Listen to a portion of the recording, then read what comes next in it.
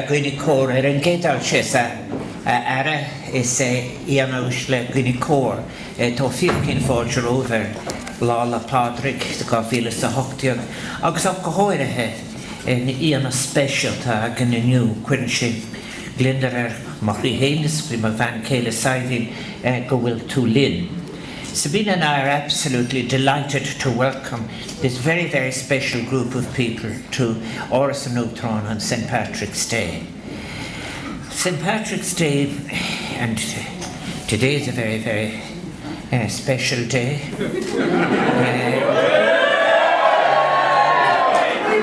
Yeah, I'm sure you're all cheering for Corofin winning the club. It is a very, very special day. But on St. Patrick's Day,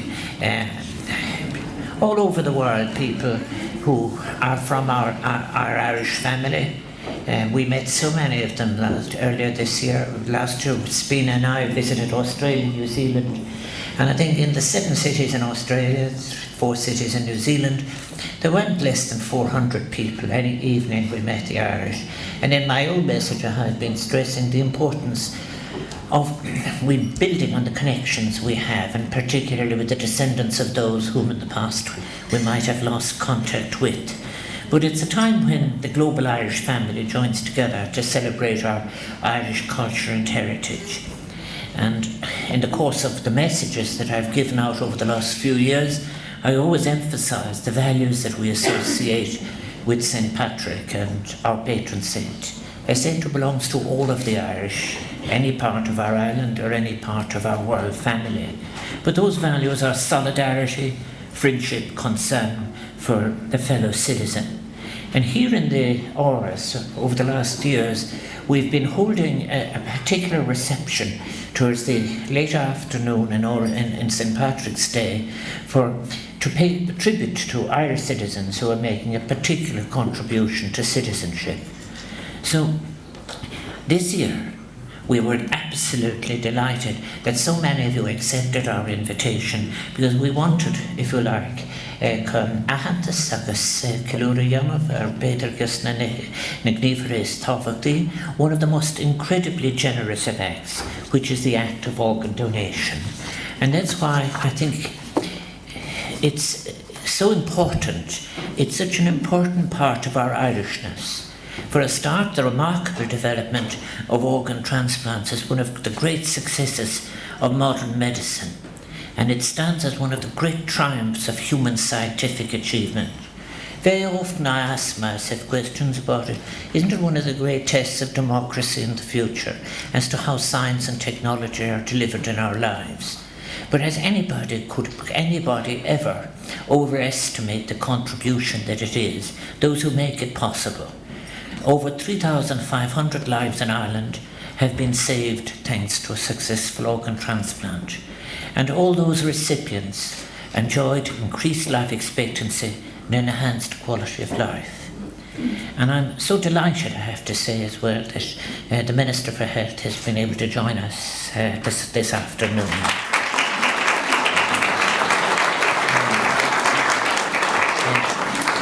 I think that those of you who have been with us, and Sabina and I have been so pleased to be able to meet you all.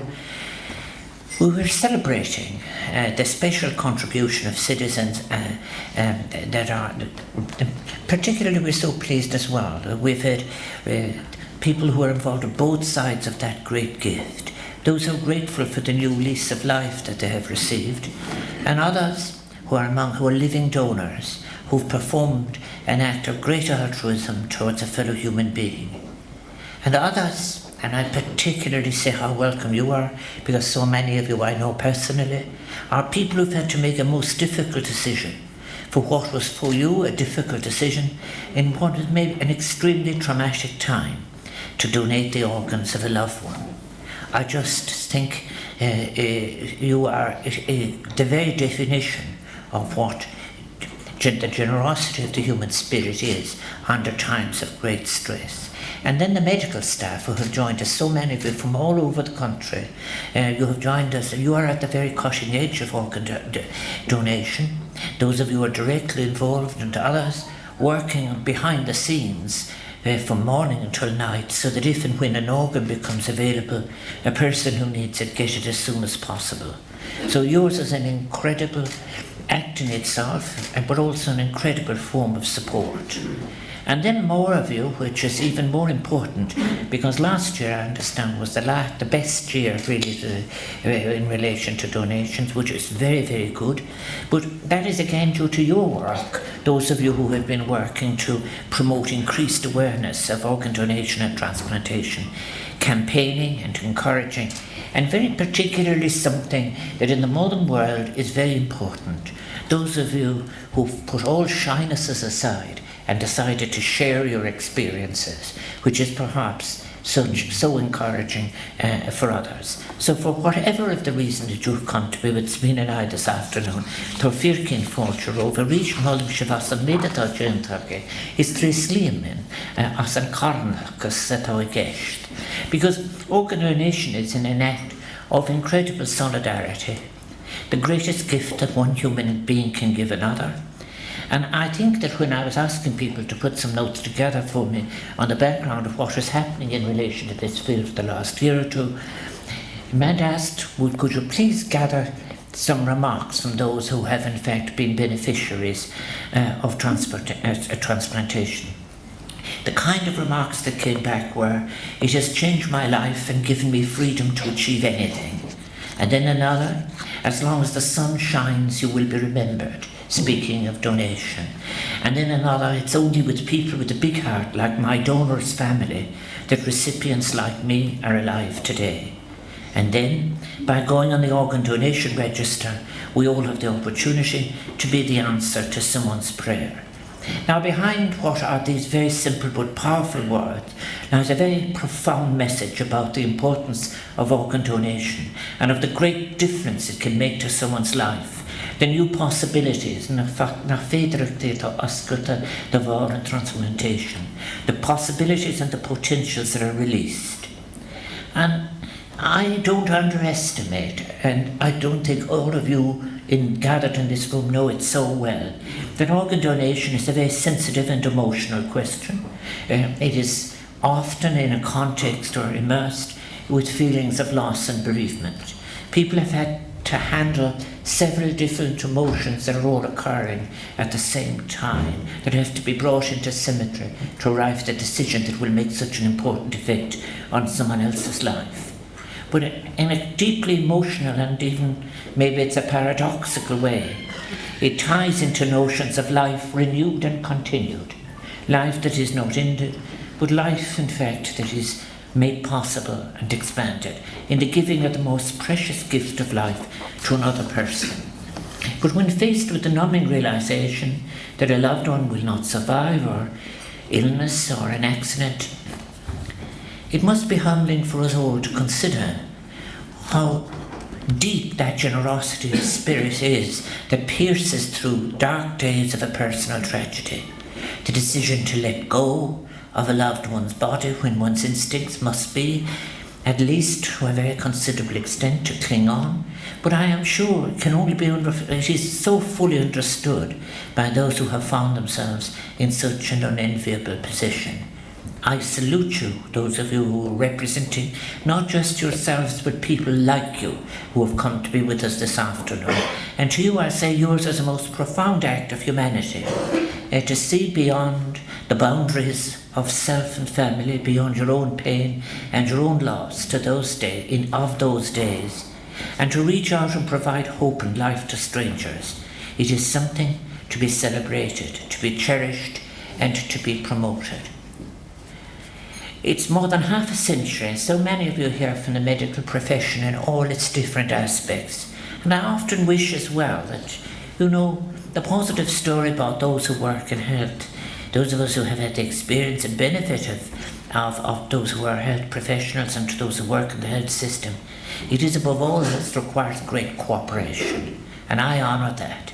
And it's about a half a century since the first 51 years, I think, since the first recorded kidney transplant took place in Ireland in 1964. Some members of the family of that transplantee are in fact with us. And I think in the intervening years, more than 5,000 organs have been transplanted in this country. And today, as I've said, over 3,500 people are alive in Ireland.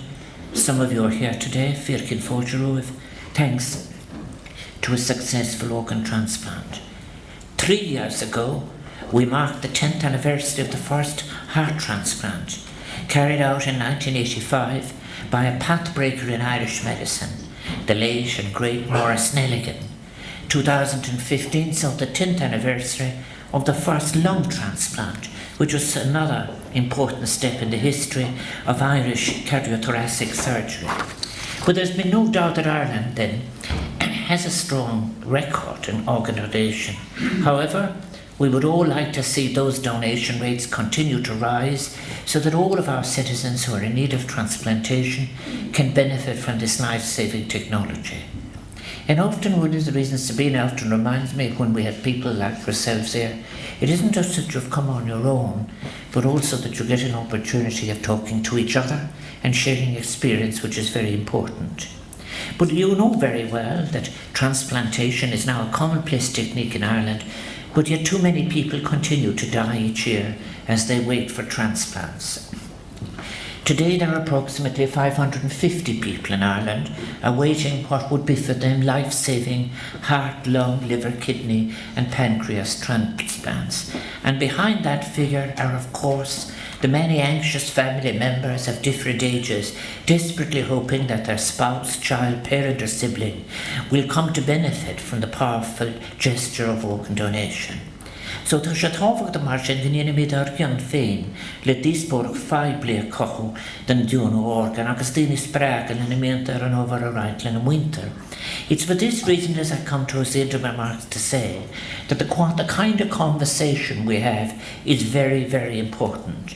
It is very important that we all play our part in encouraging, nurturing a public awareness of the importance of organ donation and encouraging others to share their views on the subject with their loved ones. It is something we must speak about, because if we are to ensure the sustainability of the transplant programme, we must rely not only on the willingness of a sufficient number of suitable donors to give their organs, but also upon the willingness of bereaved family members to consent to that request.